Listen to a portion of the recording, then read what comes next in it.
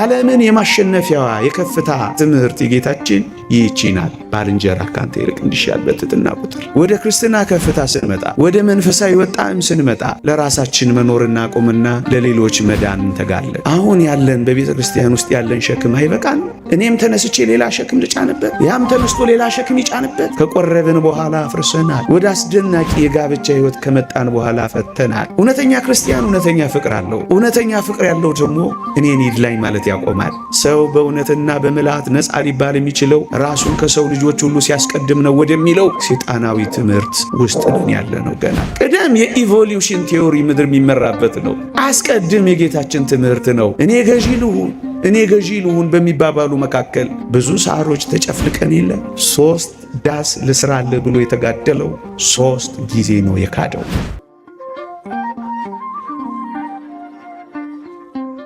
ለጥቂት ደቂቃዎች የምንቆይበት ርዕሳችን አታውርደኝ በሚል ርዕስ ይሆናል።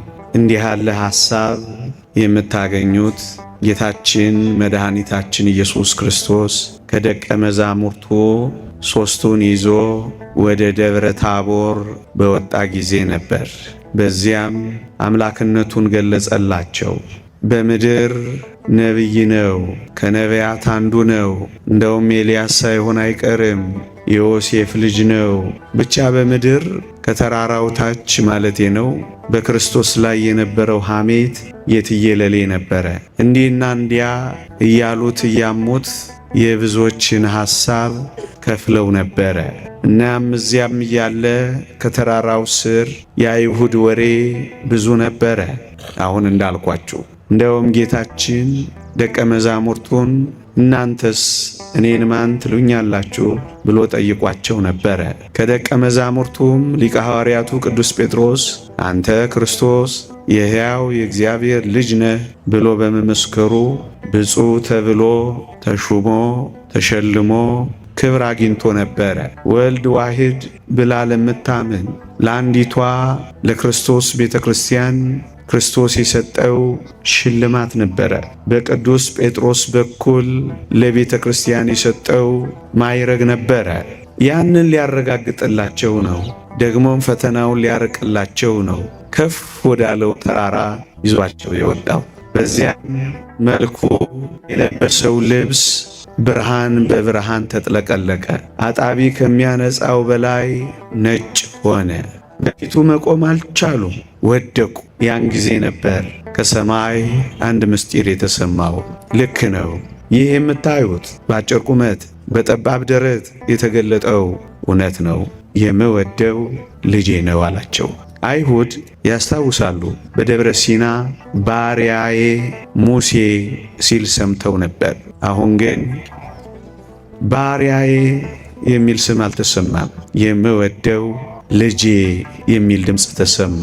ስለዚህ አሁን በፊታቸው ያለው ልጅ ነው፣ የባህሪ ልጅ። እንደ ሙሴ በቤቱ ባሪያ የሆነ አይደለም። አሁን ይሄ በፊታቸው ያለው ራሱ ባለቤቱ ነው። እናም ወደዚህ ከፍታን ያመጣቸው እና ወደዚህ ወደማይነገር ምስጢር ነው ያደረሳቸው። እንደውም አንድ ሊቅ ምን ይላል? የዘላለም ሕይወት፣ በዘላለም ሕይወት ውስጥ የምንኖረውን ሕይወት እፍታውን ነው የገለጸላቸው ይላል። ጥቂቱን ነው ያሳያቸው ይላል በዛች በደብረ ታቦር። ታዲያ አብ በደመና ሲመሰክር፣ ጌታችንም እንደዚያ ባስደናቂ ሁኔታ ሲያየው ቅዱስ ጴጥሮስ አንድ ነገር ጮክ ብሎ መሰከረ። በዚህ መሆን ለእኛ መልካም ነው አለ። እሱን ቃል ነው ትንሽ ቀየር ያረኩት እኔ። በዚህ እንሁን፣ ከተራራው አታውርደን በሚል ሐሳብ ትንሽ የገለጽኩት። ቅዱስ ጴጥሮስ እንደሱ ያለ ይመስላል። እባክህን ከዚህ ከፍታ አታውርደን፣ እባክህን ከዚህ ልዕልና ዝቅ አታድርገን፣ እባክህን ከዚህ ማዕረግ ወደሚያንስ ሕይወት አታውርደን፣ እባክህን አንተን ካየንባት ከዚህች ቦታ ደግሞ ወደዛ የአይሁድን ግርማና ፍርሃት ወደምናይባት አታውርደን። እንደዚያ ይመስላል ጴጥሮስ እዛው መሆን ፈልጓል። እንደውም ታስታውሱ ከሆነ አንዱን ለአንተ፣ አንዱን ለሙሴ፣ አንዱን ለኤልያስ ቤት እንስራና እዚሁ ካንተ ጋር እንኑራ፣ እባክህ አታውርደን። እኛ ድንኳን ለመስራት እንታክትም፣ እባክህ ቤት እንስራልህና ካንተ ጋር እንኑራ ብሎ ለመነው ይመስላል። አታውርደን፣ በዚህ መሆን ለእኛ መልካም ነዋ ያለው ነው ቅዱስ ጴጥሮስ። እዛ መቆየት፣ እዛ መኖር፣ እዛው መቅረት የፈለገ ይመስላል ቅዱስ ጴጥሮስ። ክርስቲያኑ እውነቱ ከዚህ ከፍታ ወደሚያስገርም ዝቅታ የጌታችንን ፊት ከማየት እንደገና የአይሁድን ፊት ማየት ከዚህ ጣፋጭ ብርሃን እንደገና ወደ አይሁድ የጨለማ መንደር ለምን ይወርዳል? አታወርደኝ ይበላዋ። ታስታውሱ ከሆነ ቅድም እንዳልኩት 3 ዳስ ልስራልህ ያለው ግድ ብሎታል። የተወደዳችሁ ክርስቲያኖች ለራሱ ደግሞም ለወንድሞቹና ለጓደኞቹ ግን ቤት ስለመሰረት ያስብ አይመስልም ቅዱስ ጴጥሮስ። ላንተ ለናንተ ማለት ቻለ እንጂ ለእኔ ደግሞም ለወገኔ ያለ ሞግት ሲገባና አየው ወገኖቼ። አዎ ወደዚህ የከፍታ ሕይወት፣ ወደዚህ የልዕልና ሕይወት፣ ወደዚህ ወደ ታላቁ የተመስጦ ሕይወት ሲገቡና ሲደርሱ የተወደዳችሁ ክርስቲያኖች ለእኔ ማለት ያቆማሉ። ወደ ክርስትና ከፍታ ስንመጣ፣ ወደ መንፈሳዊ ወጣም ስንመጣ የተወደዳችሁ ክርስቲያኖች ለራሳችን መኖር እናቁምና ለሌሎች መዳን እንተጋለን። ከራሳችን እንወጣና ወደ ሌሎች መገስገስ እንጀምራለን። የእኛ ሳይሆን የሚያሳስበን የሌሎች ያስጨንቀን ይጀምራል። የእሱ አለመኖር አይደለም ግድ የሚለው፣ የሌሎች ግን አለማረፍ ይጨንቀዋል። ወደ መንፈሳዊ ሕይወት ከፍታ ጌታችን ወደ ወጣበት ተራራ የሚወጡ አገልጋዮች፣ የሚወጡ ክርስቲያኖች ወደዚህ ሕይወት ነው የሚገቡት። ለእኔ ማለት ያቆማሉ። እንደውም ቅዱስ ጴጥሮስ ቤት ባይኖረኝስ የሚል ይመስላል። አንተ ቤት ይኑርህ እንጂ ያንተ የሆኑት ማደሪያ ይኖራቸው እንጂ እኔ ቤት ባይኖረኝስ፣ እኔ እደጅ ባድርስ፣ እኔ ባይመቸኝስ የሚል አይመስላችሁ? ወደዚህ ከፍታ የሚመጡ ሰዎች፣ ወደዚህ የክርስቲያናዊ ሕይወት ጣዕም የሚመጡ ሰዎች አያችሁ፣ ባይመቻቸው፣ ባይደላቸው፣ ባይሞቃቸው፣ የሚጠጉበት ታዛ፣ የሚሸሸጉበት ዋሻ ባይኖራቸውም የእነሱ እረፍት የሌሎች ማረፍ ነው። ወደዚህ ከፍታ መጥተዋል። እኔ ከማለት ወጥተዋል። በፍቅር ሕይወት መኖር ይጀምራሉ። ፍቅር እኔን ይድላኝ አይልማ ወገኖቼ። ለምንድን ነው አሁን ብዙዎቻችን በግለኝነት ተጠምደን በእኔነት ታስረን እንዲህ መከራ ስንበላ ምንኖረው ካላችሁኝ፣ ወደዚህ ከፍታ መውጣት ስላቃተን፣ ወደዚህ የመንፈሳዊ ሕይወት ልዕልና መምጣት ስላልቻልን ነው። ራሳችንን ክደን ለጌታችን ገና መኖር ስላልጀመርን ነው። ወደ ክርስትና ሕይወት ጣዕምና ከፍታ መውጣት ስላልጀመርን እታች ስለሆንን ነው ወገኖቼ። ወደዚህ ሕይወት የገባ ሰው ስለ ጊዜያዊ ድሎቱ፣ ስለ ጊዜያዊ ምቾቱ እጅግ የሚያስበው አይኖርም ወገኖቼ። ብቻ ክርስቲያኖች ይላቸው እንጂ ብሎ ያስባል። ከሱነቱ እየወጣ ወደ ሌሎች ይገሰግሳል። እውነተኛ ክርስቲያን ወደ መሆን ይመጣል። እውነተኛ ክርስቲያን እውነተኛ ፍቅር አለው። እውነተኛ ፍቅር ያለው ደግሞ እኔን ይድላኝ ማለት ያቆማል። ወደዚህ ከፍታ መውጣት ክርስቲያኖች፣ ወደዚህ ከፍታ እንድንመጣ ነው ወንጌል የሚሰበከው። ሰውን ሁሉ እንድናፈቅር፣ ዘርን፣ ከለርን፣ ነገድን፣ ቋንቋን ሳንቆጥር ሁሉን እንድንወድ፣ እኔ ማለት እንድናውቀው፣ ላንተ ማለት እንድንጀምር ወደዚህ ከፍታ መጥቻለሁ። አታውርደኝ ማለት የሚገባው ይሄኔ ነው ወገኖቼ። እዩት፣ ባይመቸው ደጅ ባይኖር ቢያድርም ቤት ባይኖረው ስለ ሌሎች ግን መትጋት ይጀምራል። የእውነተኛ ክርስቲያን መገለጫው ይሄ ነው ወገኖቼ። እኔ ማለት ያቆማል። የክርስትና ጥልቅ ትምህርት የገባው ሰው በዚህ ሕይወት ውስጥ ሰላም ያገኛል። መጽሐፍ ቅዱስ እንዲህ ይላል፣ ባልንጀራ ከአንተ ይልቅ እንዲሻል በትሕትና ቁጠር ይላል። በክርስቶስ ኢየሱስ ዘንድ የነበረው ይህ ሐሳብ በእናንተ ዘንድ ደግሞ ይሁን፣ ባልንጀራ ከአንተ ይልቅ እንዲሻል በትሕትና ቁጠር ይላል። ዓለምን የማሸነፊያዋ የከፍታ ትምህርት የጌታችን ይህች ናት። ባልንጀራ ከአንተ ይልቅ እንዲሻል በትሕትና ቁጠር። ባልንጀራህን አስበልጥ ወገኖቼ። ይህ ዓለም ለምን የሚቀራደድ ይመስላችኋል? ወደዚህ ከፍታ መምጣት ስላልቻለ አይመስላችሁ? ለምንድን ነው እስካሁን የምንገዳደለው? ለምንድን ነው ዓለም እስካሁን የጦር መሳሪያ ቅነሳ እንዳለው ያልተሳካለት? ለምንድን ነው እስካሁን ጉልበተኛ የበዛው? ለምንድን ነው አፍሪካ በአምባገነኖች የምትዋጠው? ለምንድን ነው ውድድርና ፉክክር ብቻ የሆነው? ወደዚህ የጥልቀት ከፍታ ውስጥ ስላልመጣ ታች ነው ዓለም ያለው። የትኛው ታች? ሰው በእውነትና በምልአት ነፃ ሊባል የሚችለው ራሱን ከሰው ልጆች ሁሉ ሲያስቀድም ነው ወደሚለው ሰይጣናዊ ትምህርት ውስጥ ነን ያለ ነው። ገና እውነተኛ ወደ ሆነው ወደ ጌታችን ትምህርትና ሕይወት ገና ስላልደረስን ነው። እዚህ ሕይወት ውስጥ የደረሱ ሰዎች አይወዳደሩም። እዚህ ሕይወት ውስጥ የገቡ ሰዎች አይፎካከሩም። እዚህ ሕይወት ውስጥ የገቡ ሰዎች አይለካኩም። እዚህ ሕይወት ውስጥ እዚህ ልዕልና ውስጥ የገቡ ሰዎች ለእኔ አይሉ። ስለዚህ ሰላማዊ ሆነው ይኖራሉ። ምድርን በገነት ያጣጥማሉ። መተጋገል የሌለባት፣ ቁርሾ የሌለባት፣ ቂም የሌለባት፣ መተናነቅ የሌለባት ሰላማዊ ሕይወት የሚኖሩባት የገነት ሕይወት ማለት ይቺ ሕይወት ናት ወገኖቼ።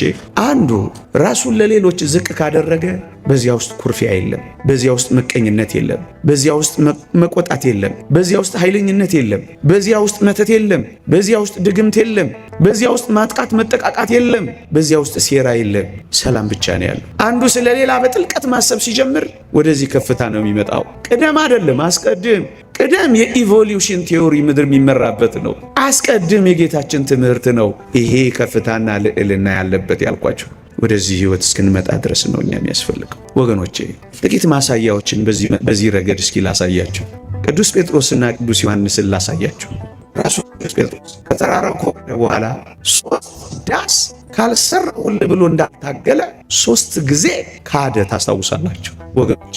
እዚህ ያመነውን ጌታ እታች ወርደን እንዳንክደው አታውርደን ማለት የሚጠቅመው ለዚህ ነው ወገኖቼ። ብዙዎች ወደ እምነት ከፍታ ከመጣን በኋላ ወደ ክህደት ሜዳ ወርደናል። ከቆረብን በኋላ አፍርሰናል። ወደ አስደናቂ የጋብቻ ሕይወት ከመጣን በኋላ ፈተናል። በምስጋናውና በማህሌቱ ከቆምን በኋላ የተወደዳችሁ ክርስቲያኖች ደግሞ በጭፈራዎችና በናይት ክለቦች ተገኝተናል። እዚያ ከአንተ ጋር ልኖር ካልን በኋላ አላውቀውም እስክንል ድረስ ስንወርድ የሚገጥመን ለዚህ ነው። ለዚህ ነው አታውርድን ማለት የሚጠቅመው።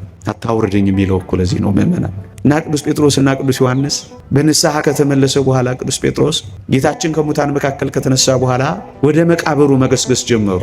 ማርያም መግደላዊት ጌታ ተነስቷል ብላቸው ታስታውሳላችሁ። ቅዱስ ዮሐንስ ወጣትም ስለሆነ ፈጣንም ስለሆነ ቀደም እያለ ይሄዳል። ቅዱስ ጴጥሮስ ደግሞ ከኋላ ይሄዳል። እና አንድ መምህር አንድ ሊቅ ምን ይላል? እዩዋቸው፣ እነዚህ ደቀ መዛሙርት የደረሱበትን ከፍታ ተረዷቸው። ቅዱስ ዮሐንስ ቅዱስ ጴጥሮስ ክዶ ስለነበረ የትም ቆይቶ ስለመጣ ቅዱስ ዮሐንስ ቅዱስ ጴጥሮስን አልናቀው። ቅዱስ ጴጥሮስም ቅዱስ ዮሐንስ በሚያሳየው ትጋት፣ በጀመረው ፍጥነት፣ በሚሄደው መሮጥ ቅዱስ ጴጥሮስ ደግሞ በቅዱስ ዮሐንስ ምቀኝነት አልተሰማቸውም። ያኛው አልናቀውም ከርሞ የመጣ ነው ብሎ፣ ይሄኛው ደግሞ አልተመቀኘውም። የየድርሻቸውን ብቻ ያቅማቸውን ብቻ ይሰራሉ እንጂ ያለ። አዎ እዚህ ውስጥ ምን ውድድር አለ ወገኖቼ? እዚህ ውስጥ ምን ፉክክር አለ? እዚህ ውስጥ ምን አቅም ማሳየት አለ? እዚህ ውስጥ ምን መለካካት አለ ወገኖቼ? አያቸው ወደዚህ ከፍታ የሚመጡ ሰዎች ቅድም እንዳልኳቸው ውድድር፣ ፉክክር የለም፣ አይታሰብም ወገኖቼ።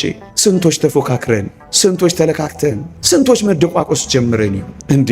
እንኳን በውጩ በውስጡ ይኸው በፉክክር አልቀን የለ። እኔ ልደመጥ በሚሉ ድምፆች መካከል ብዙዎቻችን አዝነን የለ። እኔ ልምራ፣ እኔ አለቃ ልሁን፣ እኔ ገዢ ልሁን በሚባባሉ መካከል ብዙ ሳሮች ተጨፍልቀን የለ። እዚህ ጣዕም ውስጥ እዚህ ሕይወቱ ሲደርሱ ግን ፉክክር የለም፣ ውድድርም የለም፣ መለካካትም የለም። ድርሻቸውን ብቻ ይወጣል። የሚንቅም የሚመቀኝም አይገኝም በዚህ ሕይወት ውስጥ ወገኖቼ። አያችሁ ይሄ ከፍታ ኩርፊያ የሌለበት ከፍታ፣ ጥርስ መንከስ የሌለበት ከፍታ፣ ዓይን ደም መልበስ የሌለበት ከፍታ፣ ቅያሜ የሌለበት ከፍታ፣ ድርሻቸውን ብቻ የሚወጡበት ከፍታ። ይቺ ጥልቀት ያላት መንፈሳዊ ሕይወት ናት። ሰው ከፍ ሲል መውደድ፣ እኔ ያለ ማለት፣ የያቅሙን ብቻ ሰው እንዲያደርግ መፍቀድ። እንዴ አንዱ እንደዚህ ይሰራል፣ መልካም ከተሳካለት ይስራ።